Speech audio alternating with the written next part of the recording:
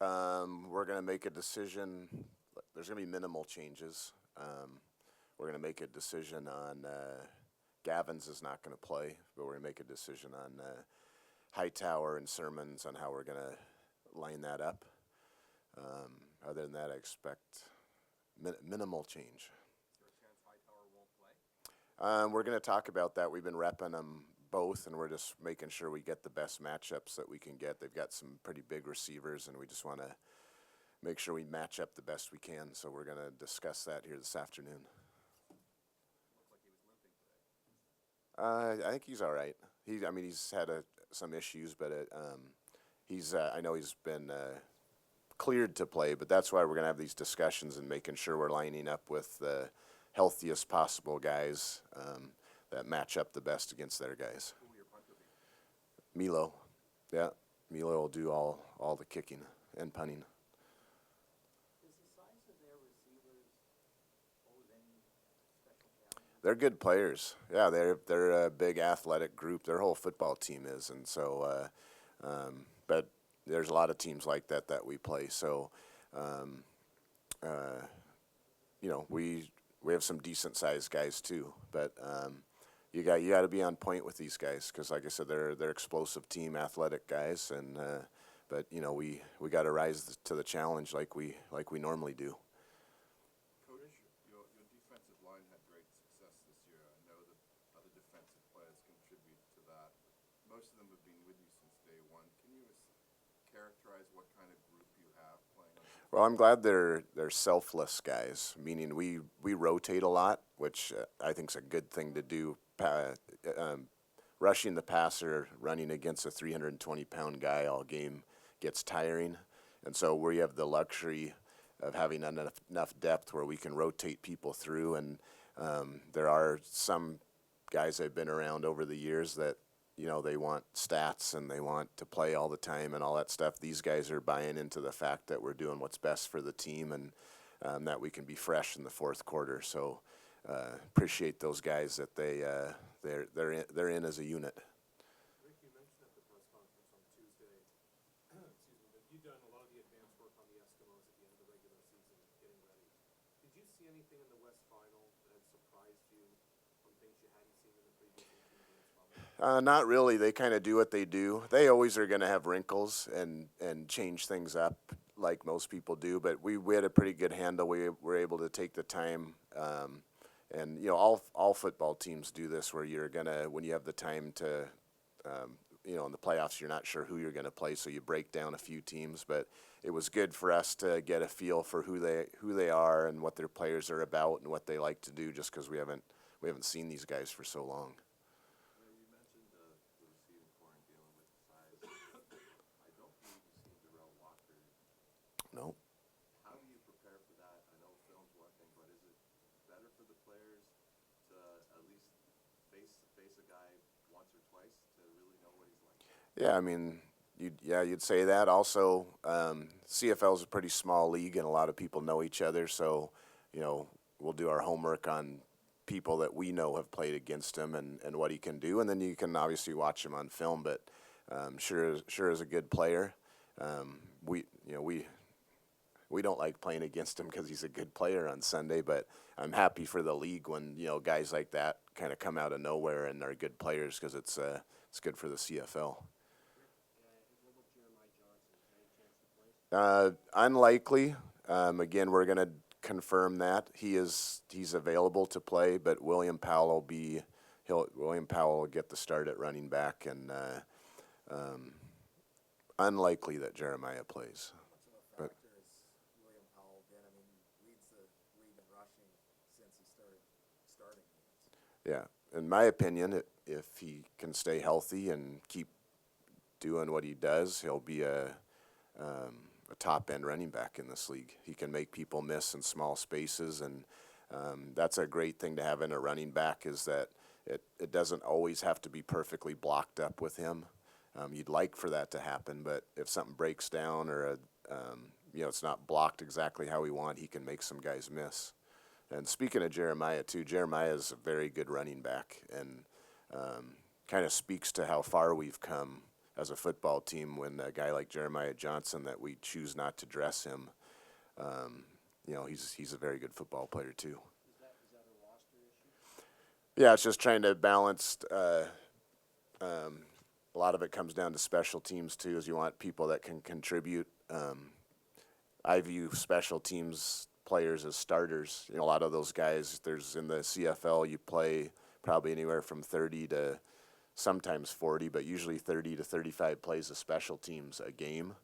And if there's certain guys on the roster that are playing on all the special teams, that's a lot of reps, important reps in the game to get, as opposed to having a guy that's a backup standing on the sideline. Did that help pay off on Sunday, just some of those changes you made towards the back half of the season? Because it seems like that was maybe Yeah, we're definitely smaller, smaller and faster, and I mean that in a good way on special teams, as the returners are so fast in this league.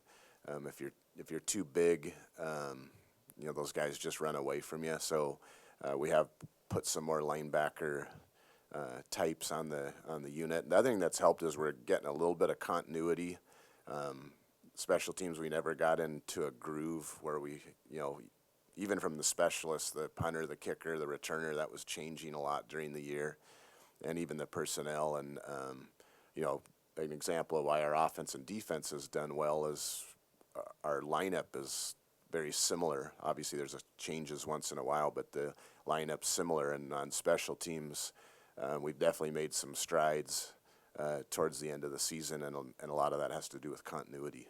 Where's Chris Milo meant? You brought him in, cut by another team, you bring him in, and you struggled to find consistency at that position. Has he given you what you were looking for? Yeah, I mean, those kicks he made in that last game, in the Hamilton game, those are some big kicks and into the wind. And, if one of those kicks gets missed, not only do you miss 3 points, but we might be discussing Brandon Banks running one back. So Chris has been great. The other thing that's nice about him is he's a pretty level-headed guy, and that when you ask him to punt or do everything, he's not fazed by it. And, we're glad we have him. Rick, on your back end, who have you seen grow the most in coverage? You guys bring a lot of pressure, you bring the extra guy. Who's giving you the most confidence back there that you've seen? Well, I'm happy with them as a group. I'm also a guy like Abdul Kane was a guy that came in last year in the middle of the year, and we knew he could be a special player because he's smart, he's athletic, but the thing I like about him, and is kind of an example of our DBs, is he can play multiple spots now. And not all guys can do that, but he's played corner for us. He's played half. You can move him around, and that's been a luxury for that whole group. Is we have multiple guys now because they've been with us for 2 years. Is that if someone gets injured or something happens, we can kind of shuffle the deck back there, and that's an important thing in the CFL, is to have versatility. Pruno's a steady guy, and he's done it for 2 years now on both defense and special teams. And the thing I knew when I first saw Pruno last year at training camp, that he was going to be a good player in this league, is he doesn't shy away from anybody. He wanted to, in training camp and one-on-ones, is he wants to go against the best guy. He's not looking in line to see who the weakest guy is. He wants to go against the best guy because he wants to see if he can do it. So Antoine's been very good in that he's playing a very tough position, the Sam positions, kind of a hybrid guy that's mainly a defensive back but also has to do some run cancellation. The other thing about Antoine is he's played full-time on our kickoff and our punt team all season, and there's probably only 2 or 3 guys on each football team in the CFL that you could probably say plays full-time defense and full-time cover teams. Can I take you back to last night and the award ceremony, and how gratifying that was for you personally and for the organization? Yeah, I think most importantly for the organization, this is not just coach speak or trying to be politically correct. Is football is really a team game, and it takes everybody to get it done. So it was nice to get that recognition. Those awards had individual names on them, but when our guys talk about, or I talk about it being a team award, it really is. And happy for happy for our football team. It shows how far we've come. I know for me personally, when I got hired, it was I think 23 months ago about, and we didn't have much. Marcel was around with a few people in the personnel department, but no coaches. I think we had 5 free agents under contract, and to come that far that fast was pretty neat.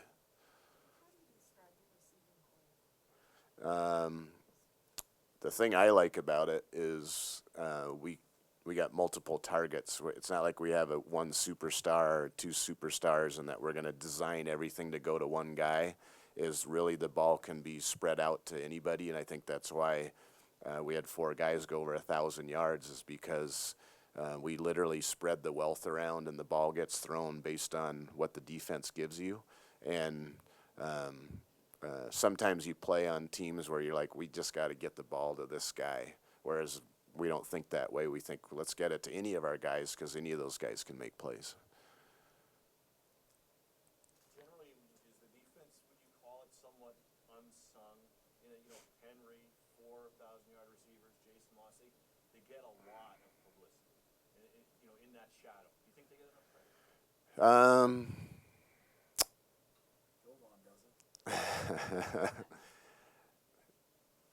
I'm a defensive guy by trade, and sometimes we like being unnoticed and kind of going about our business.